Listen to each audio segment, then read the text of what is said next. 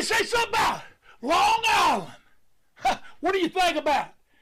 You think about Monte? You think about Pharaoh? You think about the #1 wrestling show in Long Island? That's what Tommy Wildfire Rich thinks about. So, ladies and gentlemen, as a good friend of mine on Georgia Championship Wrestling said to me one time, he said, ladies and gentlemen, don't miss it. Be there. Yeah, baby.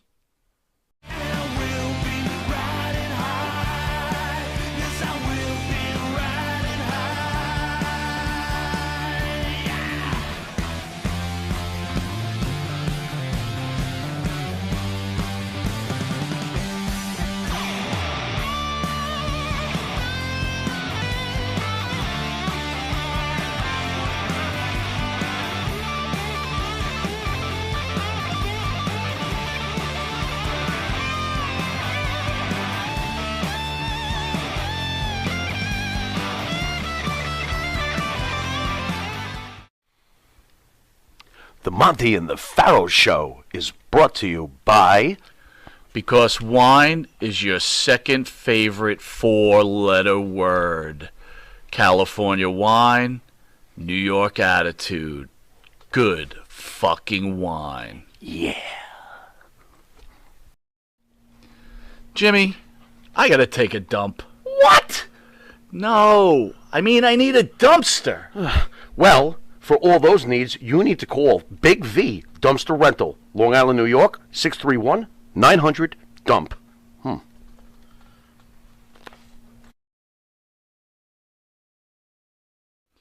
You need a body shop? You need engine repair? Auto Excellence, Collision Specialists, 631-261-6420. That's 631-261-6420. Auto Excellence.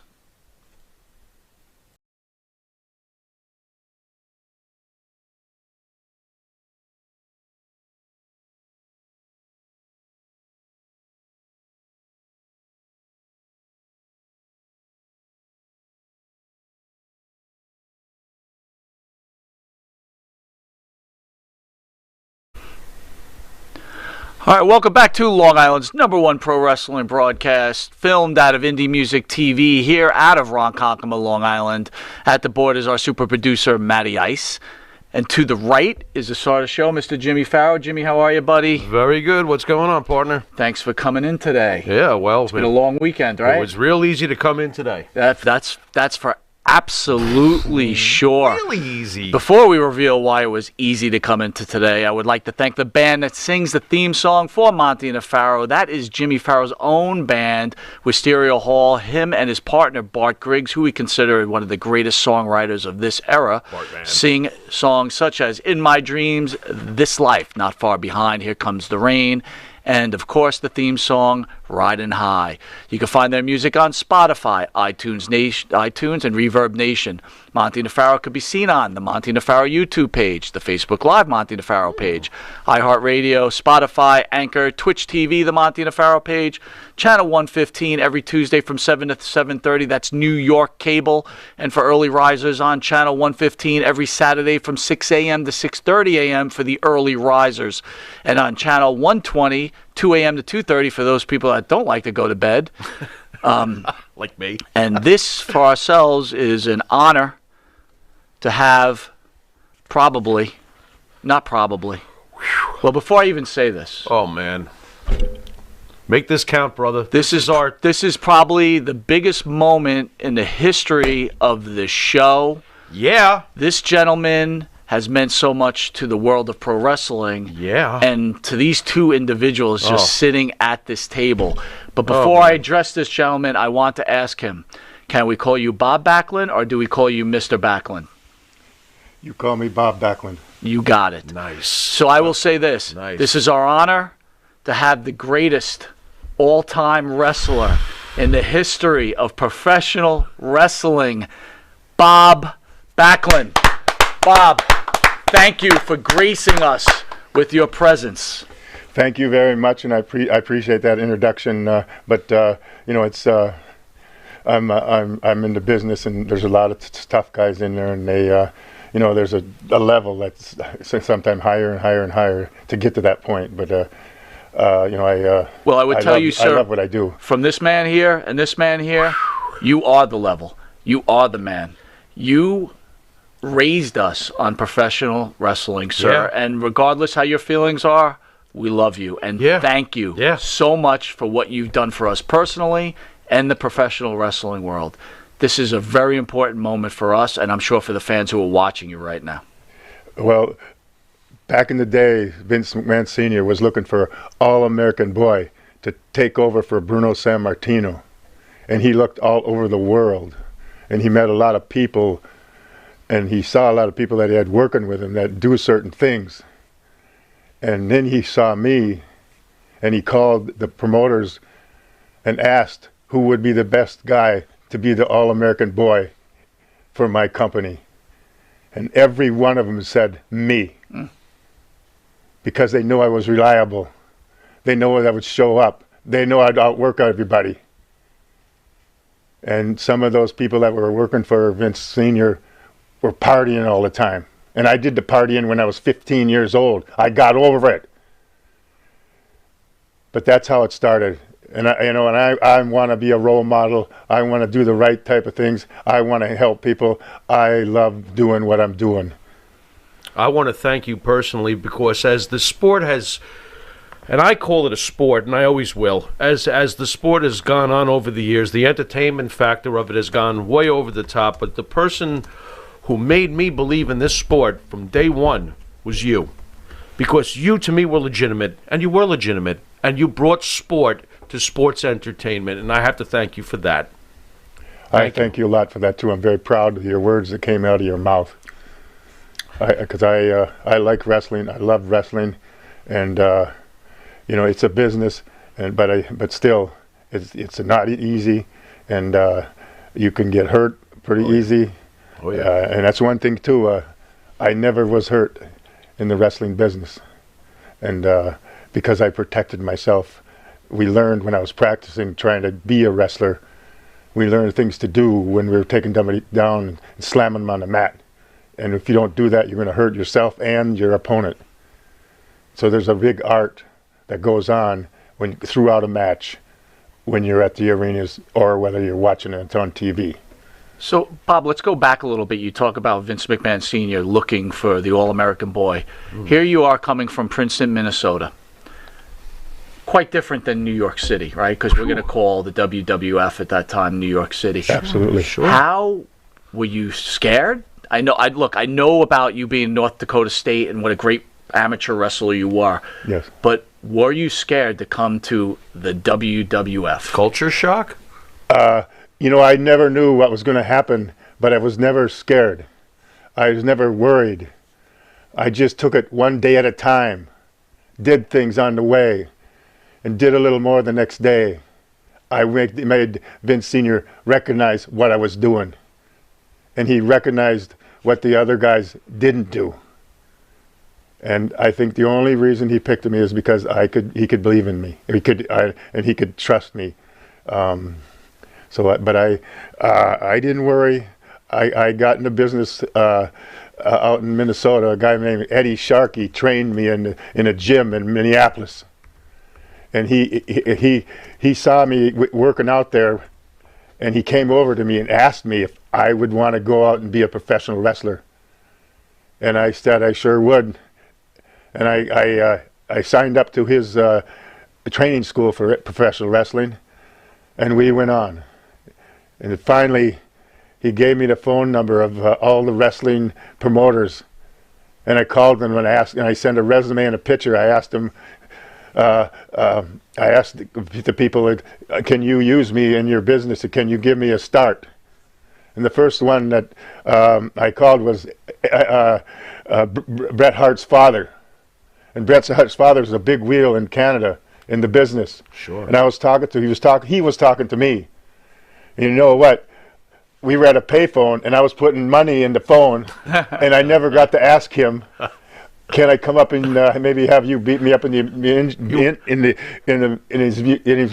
the gym, in his basement? You ran out of quarters? And it went dead. The phone went dead. And I lost him. Wow. But I put another nickel in. It wouldn't take it.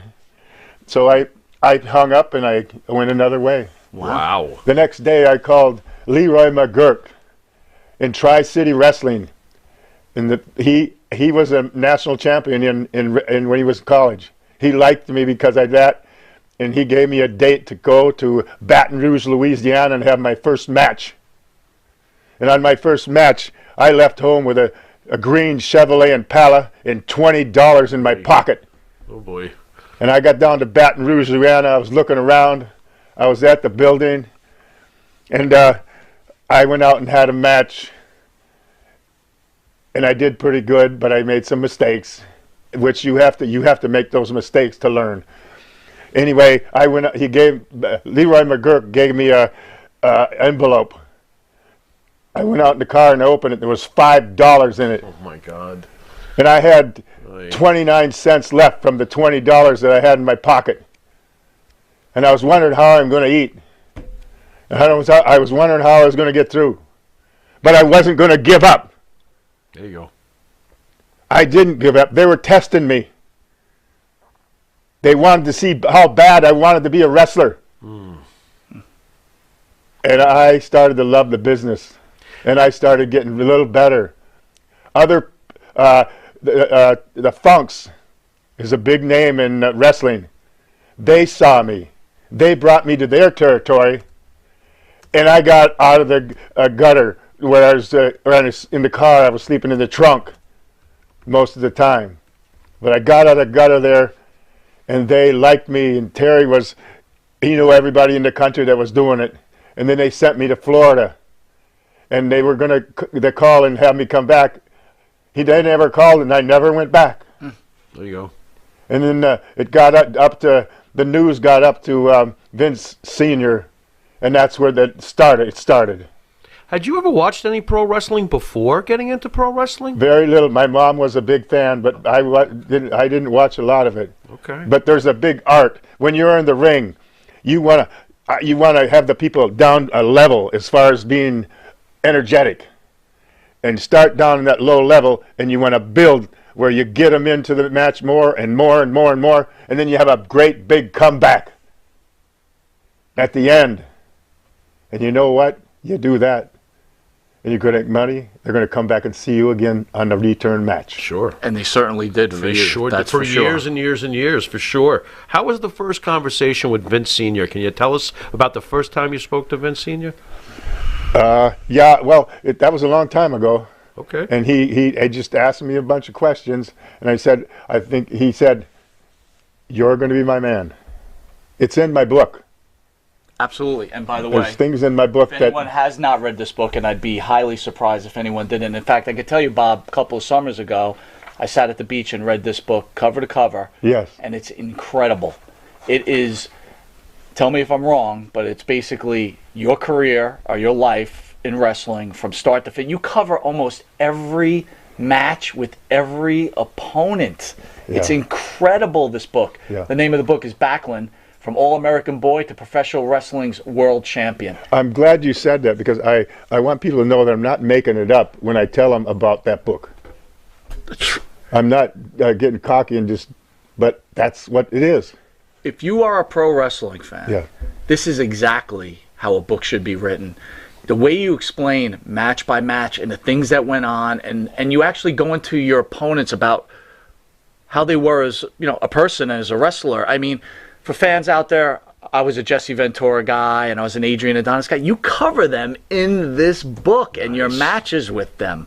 And I remember them like I was watching it back then, the way it's written. Yeah. Unbelievable. Yep. Yeah, that's what I thought. It's very detailed. And then I kind of like the 18 principles that would help you in life in the back of the book. And the first one is the golden rule. And if you don't know what the golden rule is, it means treat people how you want to be treated. And then there's one about getting your kids into sports so they can grow and get stronger and live a longer life. Amen. Exercising is a road to getting better.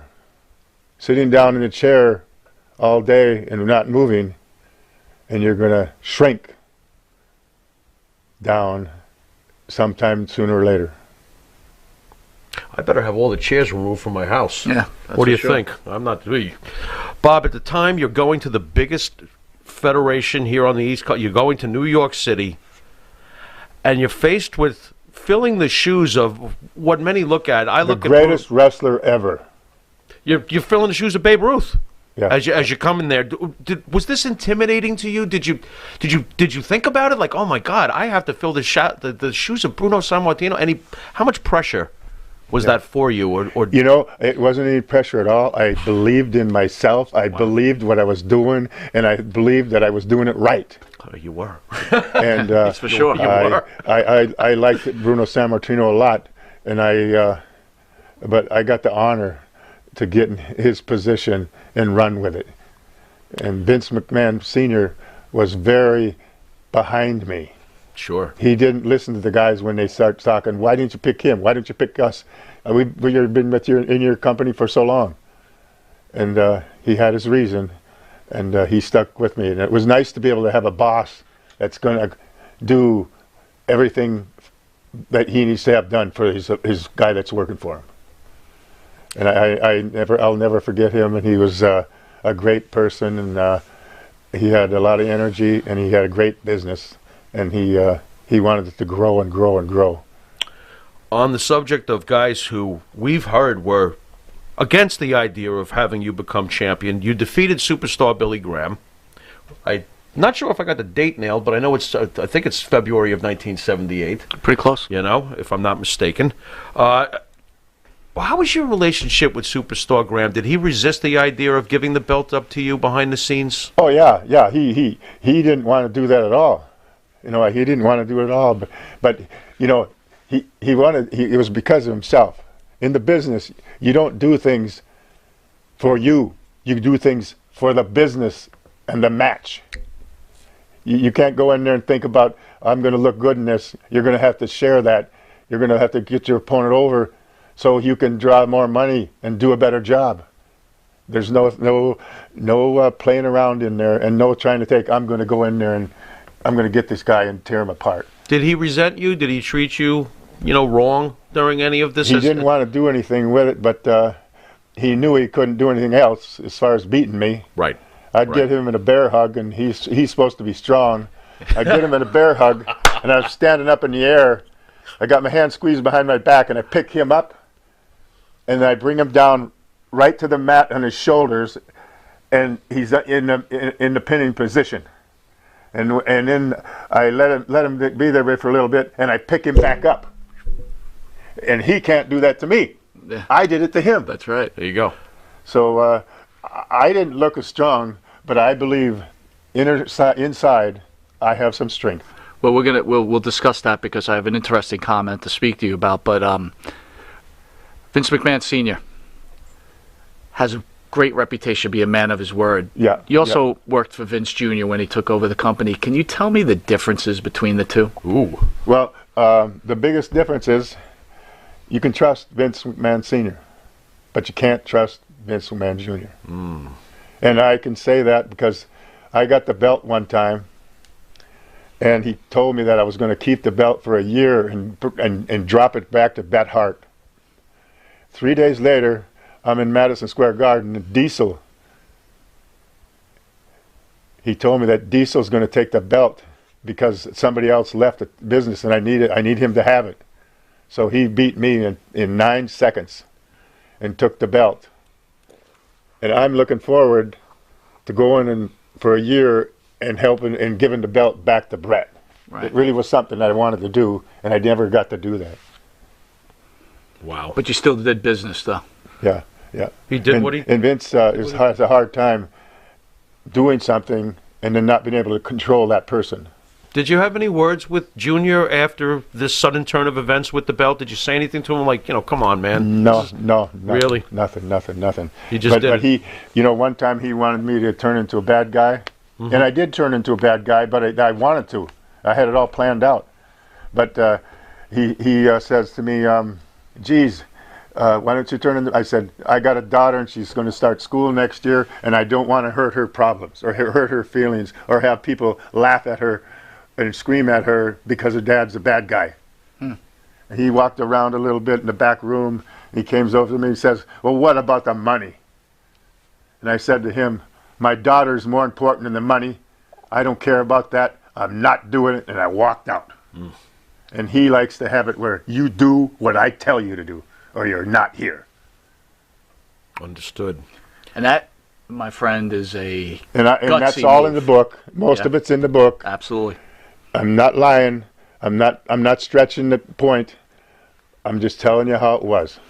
Once again, what Mr. Backlund is talking about is Backlund, from All-American Boy to Professional Wrestling's World Champion, written by Bob Backlund himself and Rob Miller. And what's really important is the foreword is from Rowdy Roddy Piper. Wow. Hello. This is a must-read book.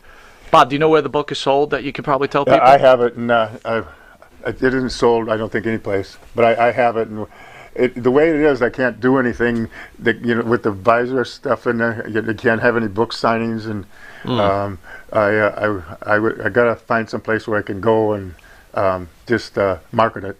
Right. And I like doing that. I believe in the book. I think it's a wonderful book, and I think if somebody reads it, they could maybe change some of the things they do to live a longer life. Absolutely. Absolutely. Bob, over your storied career, you have worked with a countless list of characters that are held in such high regard over the years. But I want to ask you, because you were around during a very special time when managers meant something. Can you tell me any thoughts or memories on Captain Lou Albano, the Grand Wizard, and let's complete the trifecta, Classy Freddie Blassie? Well, all the managers were, they were tied to Vince Sr. Okay. And he would tell them what to do, and they would do it. They'd tell them who they were going to manage, or they tried to figure out how Jimmy Snuka would sit, Captain Lou Albano, how they would fit together, or the Wizard, and they worked on that pretty hard. But the managers are a big part of the business, and a lot of times they go in the ring and wrestle. Because of what Snuka did to him, or Captain Lou Albano did to him, he started stealing his money in some way or another. So but the managers are kind of an important part of the business. Did you ever want to be like, if you had turned heel? Let's just fantasize for a second. If you had turned heel, of those three, which one would you have liked to have been paired up with? I'm just playing fantasy wrestling right now. If I turned into a bad guy. Back in those days. Yeah. Well, I turned into a bad guy, and I don't think I kind of liked being on my own. Right. Right. And I wasn't I didn't. I liked being alone. I was doing something and doing the talking, and you don't want somebody else doing the talking for you. Sure. How did talk? But I when I was a baby face, I say, I was very humble, and I couldn't do a good promo. When I became Mr. Backlund, right, later, I built up an attitude with the talking, and my discourse got a lot better, and I could yell and scream just like everybody else. Sure. And tell them, hey, we're gonna have fun tonight, if you like it or not. There you go. We're gonna put you to work.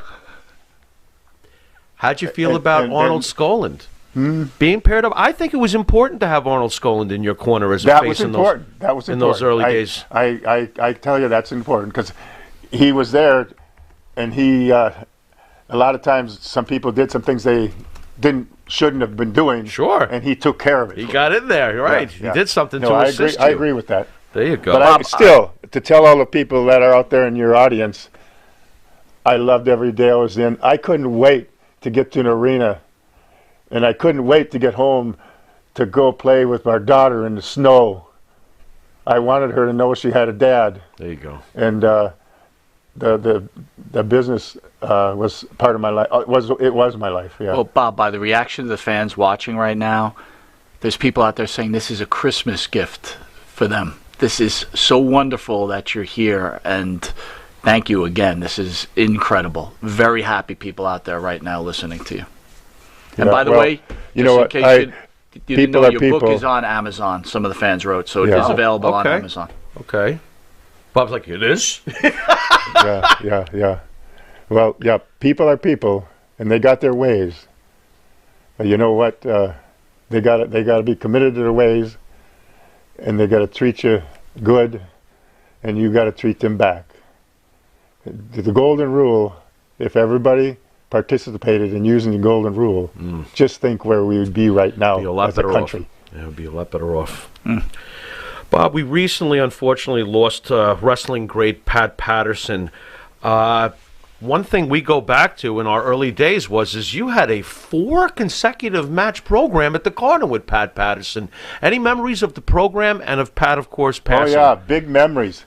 Pat Patterson, it was he's been in the business. He built a match while he was going in there, and he's the only man in the world that ever went 4 times in a row in Madison Square Garden. There you go. And when we got done with the people, they were just out of it as far as excited and happiness and wanting to have another war. They didn't want it to end. And then Vince Sr. is very obvious of that. He's out there listening. He said, "We'll have it again then." And they announced the match for the next show. And there we go again. 4 times in a row. It was fantastic. And he was a real big artist in the match as far as building it. You start out real slow, you do something, you get broke down again, and you do it again. And each time you do that, the people get louder and louder and louder because they want him to beat me up, or I want to beat him up. And he goes out and creates a match, and has an ending that they possibly might not like. He's going to win. Boom. And he's going to get the title next time, they're saying. And that's the ball game. That's the ball game. But 4 matches is unheard of back then. 4 matches at the Garden. Crazy. 4 matches at the Garden. That's unheard of. I mean, Jesse was in and out. 1 match. Yeah, that's right. Boy, was he mad. Yeah. Oh, yeah. Yeah, you took him out too quick, You took Bob. him out like you that. took him out too quick. I guess he couldn't work with you though. He was a Kurt talented. Patterson was pretty high up in the business. Sure. And, he helped Vince Jr. on some things. So he did it right in the ring. He did it right in the ring. It wasn't about him. It was about the match. And you learn a lot from him. Yeah. And Nice. I enjoyed every match. Nice. We had some pretty long matches out of that 4. Absolutely. But All right, with that, we're going to take a quick commercial break, and we'll be back with the iconic Bob Backlund. See you in a sec.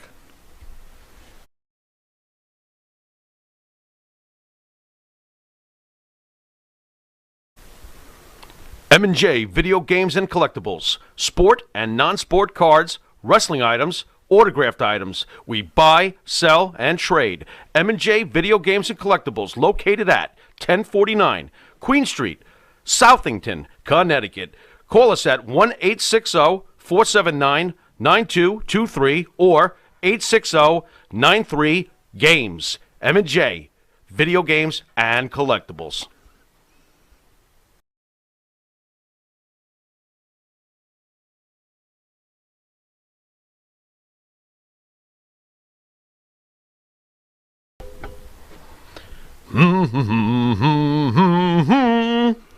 Oh, what's up, Mike? Hey, Jimmy, what's going on? Yeah, nothing much. You know, Jimmy, I love this country. Oh. I love to buy Made in America material. And I love to buy my artwork at TAG, T-A-A-G, Made in America, 14 East Broadway, Port Jefferson, New York, 11717. The shop at the corner. All right, welcome back to Long Island's #1 pro wrestling broadcast, Monte The Pharaoh, seen every Thursday, produced out of Indie Music TV in Ronkonkoma, New York. But this is a Saturday, Yeah. and boy, is this a special Saturday. Yeah. Interviewing the iconic, the former 2-time world's heavyweight champion, former tag team champion, Yeah. former All-American, Yeah. probably, if not, the greatest pro wrestler of our time, Oh, yeah. the great Bob Backlund. Absolutely. Bob, I want to ask you, You obviously had a relationship with Andre the Giant. Can you give us any stories on Andre, possibly? Oh yeah. He's got a. Oh, yeah. There's good stories about him, and then there's some bad ones. But to me, he liked people that weren't swearing and weren't the drugs and this and that. Okay. He stayed away from that, but he could drink 100 bottles of beer in one night. And he was like, go after it. And, did he ever try to take you out on a night on the town? Because I'm not sure if the 18 rules of Bob Backlund involve 100 bottles of beer. No, I would be with him. I would be with him, and I'd leave him early. I said, I'm going home. I'd leave him. I'd leave him early, okay. And then I'd go home, and he would come up and say to me, how come you left so early? I said, well, I got to get up the next day, and I got to work out in the morning. Okay. And if you want to come with me and work out with me in the morning, then I'll stay with you at night in the club. Fair. And he said, I'm not going to do that. I didn't think he would. I did not think he would. But he had a sense of humor, and he was a good man for the business. Bob, I was recently on the phone with William Murdoch. He's an author of a couple of pro wrestling books, really good writer. And we got into a conversation about Harley Race. Ooh. And he told me that Harley told him the strongest man he's ever wrestled was you. Nice. Really? Nice. Yeah. That's what he said. Yeah. My question to you was, and he couldn't answer this for me, so you had those unification bouts when you wrestled the NWA champion. Yeah. Were you ever worried that Flair or Race would go into business for themselves and try to take that WWE title for you? Because you remember, you're competing organizations. Did you ever think they were going to try to do that type of situation? Are you talking about Ric Flair? More Harley Race, right? I don't think Flair really could do anything against Harley you. Race, for some reason, he really liked me. He helped me some stuff in the ring. I had a match up in upstate in the AWA with him, and he was teaching me how to create a match in an hour. And you learn a lot every time you do that. But he was really behind my door as far as wanting me to be getting over. And he had a belt in St. Louis, and he wouldn't drop it to anybody but me. Wow. And that's pretty nice of him to do that. I was young then, but he said, I want to drop it to this guy. Wow. And that's in the book too. That is. How about Flair? Ric Flair, I was going to wrestle him down for a championship match, and there's something happened that went wrong with the promoters, because they had so many promoters. They had to make a decision what they wanted to do and then what the finish was going to be, and they were kind of arguing with Vince McMahon Sr. and they kind of treated me different than normal. And I called up Vince Sr. and I just telling him that, geez, I'm here. I said, nobody's talking, nobody's there. And he said, well, they're all talking about what to do. And they got these people, all these promoters that are calling in and trying to maybe get the belt on Ric Flair.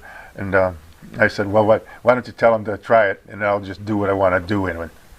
And a few hours later, Ric Flair come in and said, "Don't hurt me." There you go. That's right. There you go. And then we went on. And then they made us do a kind of thing where he won the match, and I didn't lose the title. That's great. Yeah. And again, you could hear all these stories on Backlund, from All-American Boy to Professional Wrestling's World Champion. Again, people, I've read this book from cover to cover. It is so detailed. The way it's written, it's like watching it back when we were watching it when we were kids. Can't get better than that. It's unbelievable. Paints and again, a picture. How Bob goes into each wrestler, that he gives you a look about what kind of wrestler they were, yep, what kind of person they were, yep, and it's a must read. And I have to ask this while we have the man here. Back in those days, this was junior high school for us.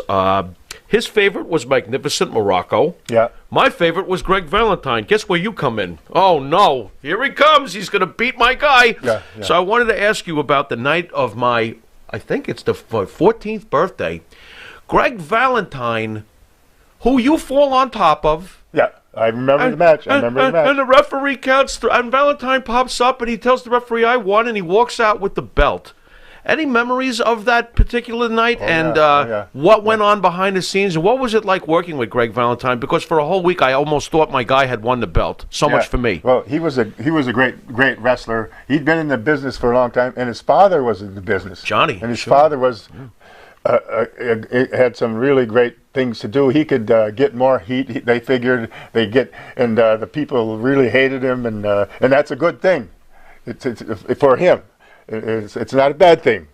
But Greg Valentine developed into a good wrestler too. Like, he had the figure 4 leg lock for his ending, and we go an hour match. In the last 30 seconds, he'd have the hold with your legs. He had it on me, and the bell would ring, and they all thought I lost. But you know what? The time went out. And now we got to come back and do it again. Was he one of the first guys you went 60 minutes with? No, Harley Race. Harley? Ric Flair. I went, let's see, Don Morocco. Okay. Jesus, everybody. We were at your Texas Death Match with Morocco at the Garden. Absolutely. That's how far back it goes. Yeah. Wow. Yeah, I had a lot of Don Morocco. I had 14-hour matches with him. And they kept telling, Vince Senior kept saying, he said, well, I'm waiting till you get it right. That's funny. That's cha-ching, cha-ching, cha-ching. Still waiting till you get it right. Cha-ching. How about the list of guys you went through during our high school years? It was ridiculous. Adonis, Morocco, Ventura, Playboy Buddy Rose, Mosca. Can I say Killer Khan? Can say Can Killer I Khan? throw in Killer Why not? Khan was in there. I mean, this list is unbelievable, but the greatest one I that for me just stays in my mind was the storytelling with you and Jimmy Snuka, that cage match. Can you fill us in on that? What a moment. Well, he was a little shaky when he's in the ring. Oy. But we were in the cage, and he climbed up the cage, and then there was another something over the cage, so he climbed up the top of that, and I was down on the floor of the mat, and he jumped down and tried to land on me, and I moved out of the match. I moved out of the way because I wasn't going to let him hit me because he was off balance most of the time. And I dove out of the ring, and I kept the belt. Well, there's a moment. Talk about storytelling. Oh, I think he comes off. You could correct me. Comes off that top rope, maybe with like a cocoa butt. Yeah. okay. And then he decides, hey, he's not just going to do the Superfly splash on you. He's going to the top of the cage. Yeah, that's what he did that day. But you do the pop-up. You see he's going up, so then you act like you're out unconscious. And then when he jumps, you move out of the way. Yeah.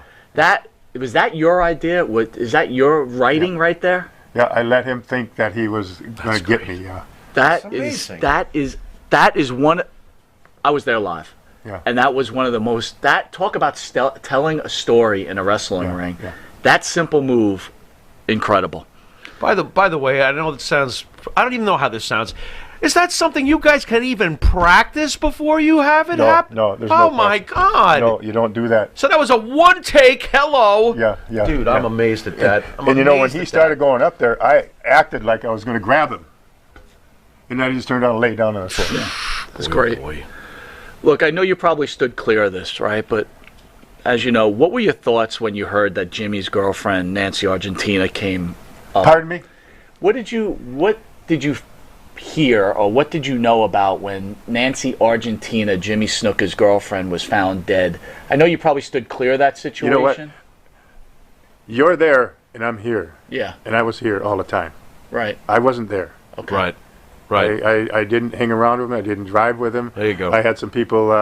They had me in the car one night, and they started smoking marijuana, and I rolled my window down, and they rolled it back up, And a couple minutes later, I said, "Stop the car. I want to get out. I don't want to be in your car." Right. And they wouldn't stop.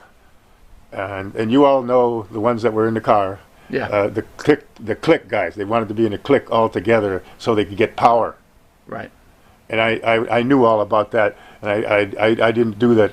I walked away. They went in the bar, and I walked home from there. It was in Georgia. Wow. And there was one of the guys that I had a lot of respect for because of what he did in amateur wrestling, but I lost that respect after seeing him do marijuana, and after him wanting me to do it with them. They wanted to be in their push so they could put pressure on somebody if they want to leave, and everybody would leave with him. The people that were smoking. That's a great message. You're sending a great message right out there to the kids and the world, right? Not to be pressured into something you don't want to do. Yeah. Well, I didn't have a big family, but I like kids a lot, and I have fun talking with them and playing with them.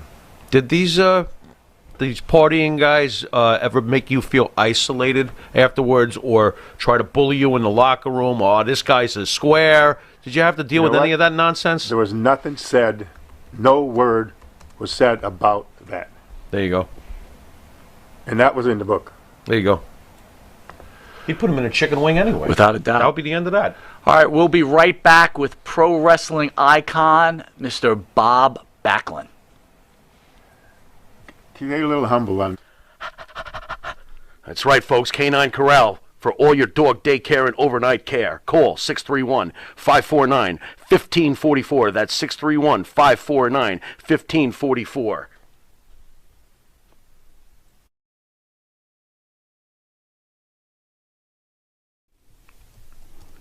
And Nitro's Garage for all your automotive needs. Call 646-675-2349. That's 646-675-2349. For all your automotive needs, Nitro's Garage.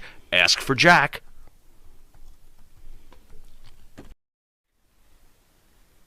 Jeff Quest, graphics design, custom vinyl lettering, and all your art and video needs. 516-317-8204. That's for Jeff Quest, graphic design.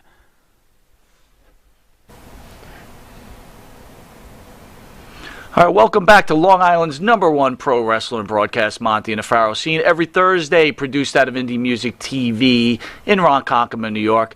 Again, this is a special Saturday edition of Long Island's #1 pro wrestling broadcast. And again, we have the honor of the greatest pro wrestler in the history of pro wrestling, Mr. Bob Backlund. Bob, change starts to happen in the WWF. Vince Jr. starts to take over. He buys his stuff from his father. He decides it's time for a change, right? He wants to take the belt from you. Yeah. Rumor has it, and we've had some of these wrestlers in studio, and they claim that you had a problem with turning the belt over to the Masked Superstar, because I heard he was the first choice. Yeah. Is that a true and accurate story? No, he didn't want to give it. He didn't want to put the belt on me. No, not Superstar Graham, Masked Superstar. Okay. So when they were taking the belt from you at the end, they're like, Bob, we're taking the belt from you. We want to put it on Masked Superstar. Did that ever take place? That's the story that's been told. Not that I remember. Okay. Fair enough. Was it your choice or Vince's to put it on the Iron Sheik? That was theirs. I don't get involved with the angling of what's going on in the ring or what's happening in the ring. So you didn't feel strongly one way or the other as to how your title change was going to go about? What we were going to do, no. Fair enough. No. Fair enough. Let Vince Sr. pick the time, and he picks the guys, and I just go in there and have the matches and try to protect the match and the champion. How did you feel about Iron Sheik take? Because just as a fan, watching you all those years, your entire reign. I watched you beat Morocco. I watched you beat Valentine. I watched you beat Mosca, Khan, Stan Hansen. Yes. I watched you beat all these guys. Sabisco, Slaughter. And then you lose to the Iron Sheik. And as a fan, I was confused. I'm like, he's not as good as Stan Hansen. He's not as good. What a nerd I am anyway. But how did you feel about the Iron Sheik? The Iron Sheik was an animal. The Iron Sheik was an animal. Obviously, in real life, obviously. He was in a country and worked in that country. He was a Shah's bodyguard. And he had a person that he was his roommate, and they found him dead. He came to Minnesota because he was a wrestler. He was in the Olympics in Mexico. I like somebody that knows how to wrestle. There we go. That we've heard. Yes. But he ended up coming to Minneapolis, and he helped Vern Gagne train people. And so I knew him before he came out here, or out down into the WWF. And I knew how he was, and I knew he knew how to wrestle. And I think a wrestler should have the opportunity to get a belt, and I didn't mind him getting it. Okay. So, Bob, one of the great interviews, again, is when you lose the title to the Iron Sheik. Oh, man. Lord Alfred Hayes is interviewing you. That was great. The emotion that you show, I have to ask, was that true emotion? Here you are, 5-year champion, people loved you, and it's got to hurt when they're taking the title from you. Was that legitimate emotion, or was that purely acting? You know what? When I speak, it doesn't come from here. It doesn't come from over there. Yeah. It doesn't come from over there. I don't make things up, but it comes from here. There you go. I say what my heart wants to say. That's my tool. And you can say, this guy's almost crazy. But I don't care. Oh. I'm doing my job, and I'm trying to do it the best I can. And I want to be for those people out there, not the ones inside the club. Wow. I love what I'm doing. I did anyway. And the Sheik, I knew he was a great wrestler. And I respected him. And you know what? He says some bad things about some people once in a while in interviews. But he's never said a bad thing about me. Who could say a bad thing about you, The Bob? Bob Backlund. To be honest with you, who could say a bad thing about you? Yeah. I don't know, but I'm just saying, he takes advantage of some words with some people. Understood. If he doesn't like them. But he appreciated what we did in the ring. Bob, you represented to me, and obviously historically it's been proven to be true anyway, you were the last of the great, when it was sports first and entertainment second, in my mind, because as pretty much right after you're champion, we have WrestleMania, here comes Hulkamania. How did you feel about Hulk Hogan when you first got the news that Hogan was going to be champion? Did this bother you? Was Hogan what you don't think of when you think of a professional wrestler? I'm curious as to how you felt about that. Yeah, well, I'm thinking about somebody that that knows how to wrestle, and it's a good thing to have that experience. But I don't mad him. I didn't try to beat him up or anything like that. But Vince McMahon says the words, and I do the job. Did you feel it was the wrong direction, or did you see that Hogan must have something? I just knew it was going to happen. Right. And right. That's the way the business is. Right. That's what the business does. Sure. So we're trying to tell a story that will draw people in to the arenas, and come and follow you and do that and that. Yeah. So, Bob, you explained earlier, right, that they wanted to turn heel, dye your hair black, and, your daughter was growing up and you didn't want to cause any issues. Is there any regret in maybe you could have did that program because maybe you would have been part of WrestleMania 1, that game changer? Is there any regret from Bob Backlund at all? No, I never got, they didn't want me. Yeah. Didn't want you? Really?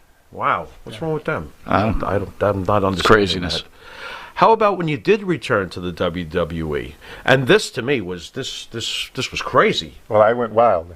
I'm like, what is going on? I'm like, I mean, that's. But you were never a true heel, though. You were a man who stood up for his beliefs. You weren't a heel. You were just someone that stood up for his beliefs. Exaggerated, right? Yeah, Right. yeah. But how do we go from they didn't want me to now they want you all these years later? a great How question. did that phone call happen? How does Bob Backlund return in a form I don't even recognize? How does this happen? I don't know. I'll tell you. Don't know. I'll tell you. It's all from the heart, and I'm saying things from the heart. And Well, they clearly reached out to you. Were you surprised? I mean, before I gave a talk, 3 seconds before the talk, I didn't know what I was going to say in everything. Oh my God. The Hall of Fame.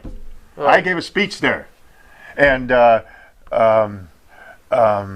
president, he comes over because he was inducted in the Hall of Fame the same year. He comes over and tells me, if we could show that film to all the people in New York, we could shut the place down. And he and then when I gave that speech, they wanted him to write a speech to me. I got up to the podium, and I didn't know anything that I was going to say the 10 seconds before I started. wow. It was just a natural thing that comes out of my body. Were you surprised when they asked you to return in the early '90s after your first run? You had to be surprised. They wanted to do something with that would help the whole group. Okay. Not just me, but to help the whole group. Wow. Bob, I always like to hear about the wrestlers' families. How did your wife and daughter handle your schedule, and were they super supportive? Like, how did that work? It was a long road, and my wife was in North Dakota, and I was in down in Texas, and that's where I met her. And I used to call her on a certain day and talk, and she got her dream job right after college, and she was working there. And I called her up on my fourth time that I called her. She said, "I quit my job." I said, "You quit your job? That's the job you love." And she said to me, "I gotta be with you. I love you." And she drove her car from North Dakota State University, stopped in Princeton, Minnesota to save my parents, and then came to live with me. Incredible. Bob, I want to get some fan questions in. Are you watching wrestling presently? We don't have a TV. Okay. Wow, I thought I was the only one. Cool. Yeah. Okay. Interesting. That's cool. How come? We don't want one. Nice. Boy, he keeps it simple. I don't want one either. What's your diet and exercise like? Diet. I eat meat. I get meat from a farmer that has it's all, there's no drugs in it, anything, and I eat have potatoes with it. I steam it, and I have potatoes with it, and certain other things I put in there, some broccoli and some onions and things like that, and that's pretty much my diet. Do you get those things from the farmer too? Because I'm picturing you not even going to the supermarket. You just go to the farmer. No, I go to the farm. Wow. He's got a farmer.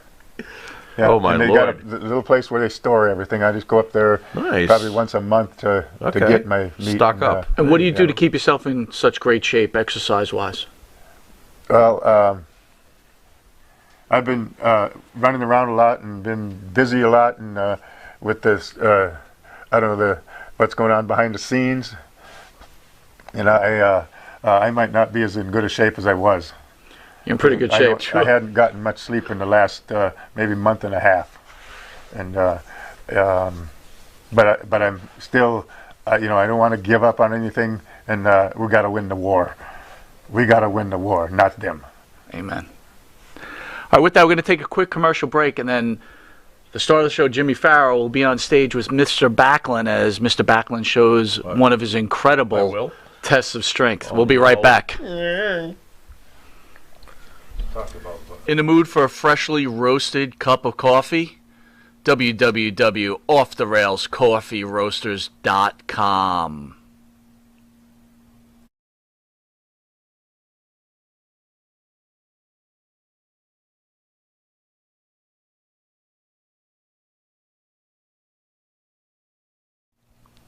And APB, American Protection Bureau, voted #1 best on Long Island for all your security needs. Call 631-390-9050. That's 631-390-9050. APB.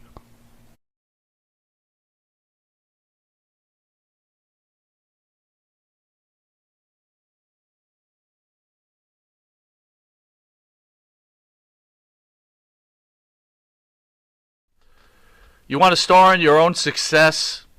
Call QuickCast. www.quickcast.com.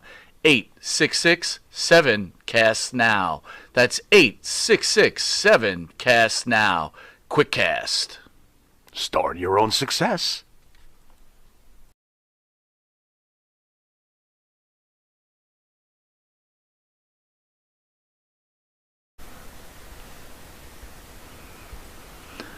Welcome back to Long Island's #1 pro wrestling broadcast, Monte The Pharaoh, seen every Thursday out of Indie Music TV. This is a Saturday, of course, because we've got pro wrestling icon Bob Backlund. So, Bob, you used to do those steps all the time. The Harvard step test is what they call it. Absolutely. Yeah. You couldn't do that anymore, could you? I could. Come on, stop it. No way. No way. I could. Yeah. Show me something. Can you, look, with all due respect, you're in great shape. How old are you right now, sir?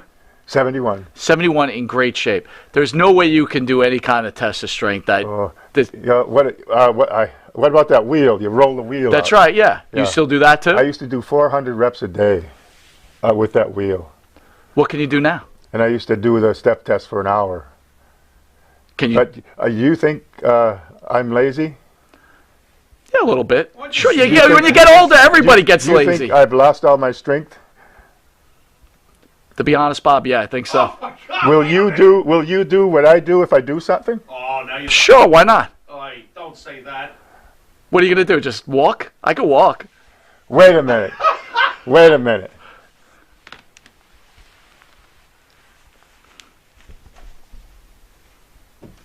Hey, don't bring them over here by me. I'm minding my own business over here. Oh, jeez. Oh, yeah. What is going on here? Yeah, I'm going to do it here. What are you going to do? Okay. Oh, no. Go here and here. What? What? What the? Look at that. Holy cow. You're going to do this next, right, Mike? No. Oh, my God. What? He's wiggling his toes! Oh, no. No wonder Valentine lost. Holy cow. Dude, this is ridiculous. Well, I used to think I was in shape. So much for me. I'll see you later. Look at this. Wait a minute. Wait a minute. What? What? I can't get down. What do you mean? Yeah, what about that? Yeah, baby. Oh, my God. Yes. Ladies and gentlemen, the great Bob Backlund. Oh, my God. Incredible. Oh, my Lord. Incredible. Oy. Holy Blowing cow. up all over my body. I'm exhausted Really? just looking at that. Yeah. Oh, my God. Well, he clearly doesn't eat White Castle. Anyway. Wow. Unbelievable. How was that for you? Oy. That was I'm that busy was with that. pretty amazing. Oh my God. All right, Bob. So, a couple of things. Couple. Backlund, from All-American Boy to Professional Wrestling's World Champion. Available on Amazon. Also through John. You want to step in real quick to talk about where you? I'll talk right here. Well, you got to get on the mic a little bit. Come on over. You're okay. You Bring can him sit in. next to Bring Mr. him in. Backlund. There you go. All right. The King of So Connecticut, go ahead. folks. Tell the fans out there. If you want to get that book, it's an awesome book, by the way. and Bob will autograph it for you, right, Bob? Yeah. Oh, yeah. You can contact us at M&J Video Games and Collectibles, 860-93-GAMES, and we'll mail it out to you, or you can come to the store. And Bob is he lives near me. M&J. He's a good friend, and we do the virtual feed sometimes. So we're going to be doing one coming up. So if they want it, they can get it that way too. Just keep an eye on with you guys and with us. That's fantastic. Yeah, 860-93-GAMES. If you want to get an autographed copy of his book, which is a great read, you got to get it. Well, we'll be promoting it. So we like to leave off the show with thank you, John. The Pharaoh's final question, the star of the show. So Bob, the Pharaoh's going to hit you with his final question. Wow. Unscripted, unrehearsed, ready to go. This is your one time. I know. This icon sitting in front of you. He just stood on his Make head. it count. Bob, what is your greatest favorite moment in professional wrestling? Do you have a match that just you always think about? What is your favorite moment in your entire career? Do you have one? That's pretty hard to. I have a lot of favorite. Like when Greg My guy, Valentine? Valentine, yeah. Greg Valentine, when he had me in the figure 4 leg lock and I was about to, and the bell rings, that's kind of it was a strange moment. And then when he walked out with the belt one night, that was a strange moment. That was but you see, he's mentioning my guy. He is. My guy. He is. There we go. Thank you. I don't have any problems with anything that went on in the ring, and I mostly find that everybody was trying to do it the best they could and entertain the people. All right, I'm going to hit you to be entertained. You want you to be happy. Yes. We want you to be, hey, I had a good time tonight. Oh yeah. And whether it's business or work or not, you just enjoy my entertainment. We were fortunate enough to see you at Madison Square Garden. We were fortunate enough to see you at the Comac Arena. Wherever we saw at you. the Nassau Coliseum. Any memories in the Nassau Coliseum? Yeah. Those were great days. All right, Bob, I'm going to give you Monty's final question. Oh. The Mount Rushmore of professional wrestlers. Who is Bob Backlund's Mount Rushmore? Gotta pick 4 of professional. You're not wrestlers. the first one we've done this to. You got to pick 4. Who is Bob Backlund's Mount Rushmore? I'm trying to pick out 4 wrestlers that were the best. The best that you would put on Mount Rushmore if you could. That you feel epitomize professional wrestling. These are the 4. I think Don Morocco Nice. would deserve some special thing Nice. because of what he does. We had our matches that were fantastic. He was magnificent. Yes, yes. And then even George Steele. Wow, that's nice. great. What a guy, and what a character. And he gets the people some way or another throughout the match. Okay, we got 2. Does my buddy Greg get on this thing, or? And I like Ken Patera. Wow, great. I liked him because he was always about the match. Right. And he helped me. He had my first match with me on my first match in the WWF. Wow. And it was down in New Jersey. And he really did some things where he could have just made me look bad, but he did things to make the match look good. And I grew, and my level of like with the fans went up because of what he did for me in the ring. Okay. And then we had another match, and it was a little better than the one we had before. And then the people get more behind you, and that's what a babyface has to have. So we got Morocco, we got Patera, we got Steele. Who's number 4? What was it? Yeah, one more for. Is it Valentine? No, it's It's not Valentine. I lose. Not Your Valentine. guy got on the statue. That's it. Oh my God. So Valentine got all the mentions, but Morocco got to the top 4. Then we're even because his favorite. We'll take this up later, Bob. Who's number 4? But Don Morocco was the one. Okay. One of those 4. Oh, we got Morocco, Patera, Steele, and Valentine. I'm going to help you with one. Yeah, Bruno Sammartino. Bruno. Oh my God. I wasn't here that much, so I didn't really. Right. I knew his name. I knew where he was. Right. But I wasn't around watching his matches all the time. Right. And going to Madison Square Right. Garden. So Valentine is on there. So there. All right, so we're almost out of time. What is your message to the people of this country from Bob Backlund in these hard times between the virus, what's going on in the government, all this racial tension? What does Bob Backlund say to the people to help them? I ran for Congress one time, and I enjoyed it. And I was down in Washington, D.C., and we can't give up. We got to keep believing ourselves. And you know what? Here's what I say. We can do it. We can do it. I wrote that on some of the papers that I signed for people earlier today. You can do it. Yes. They don't have to do it for you. You do it. And I think our country should be us, not them. Beautiful. Beautiful. With that being said, Jimmy, you want to send us out? Well, first of all, just before we go, once again, Bob, thank you so much. We've been wanting you on for years. We always hoped that this moment would come, and we are not disappointed in the least. Thank you so much for being here today. Yeah, no, Thank you. And Bob, to be honest with you, we always said at the beginning when we started this journey and we've progressed as people started to enjoy the show, True. We said if we had Bob Backlund on and it ended tomorrow, we've achieved what we wanted to achieve. Yeah. So we thank you for allowing us to have this opportunity, Bob. I get to send out a good, I'm trying to send out a good comments and stuff to the people. And that you are. And Thank you for everything you've done, Bob. Thank you for your career and the person you are today. Thank you.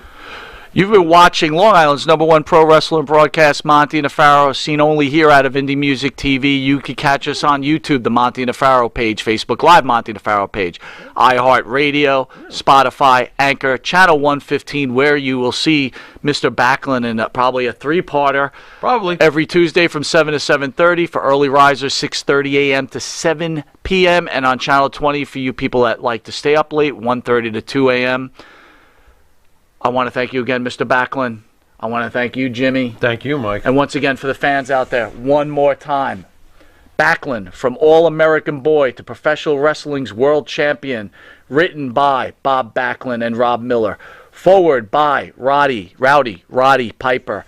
I will tell you, I've read this book. Oh, yeah. It is incredible. And after this interview, I'm going to read it again. Absolutely. This is Mike Monte. This is the Pharaoh. It don't get better than this. Until next time, later.